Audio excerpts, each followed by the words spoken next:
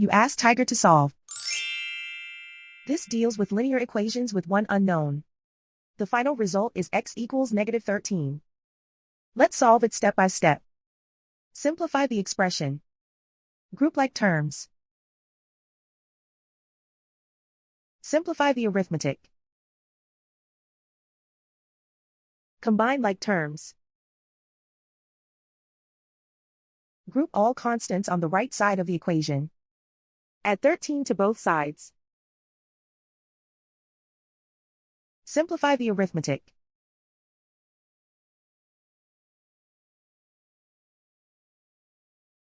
Convert the x into a positive number. Multiply both sides by -1. Remove the ones.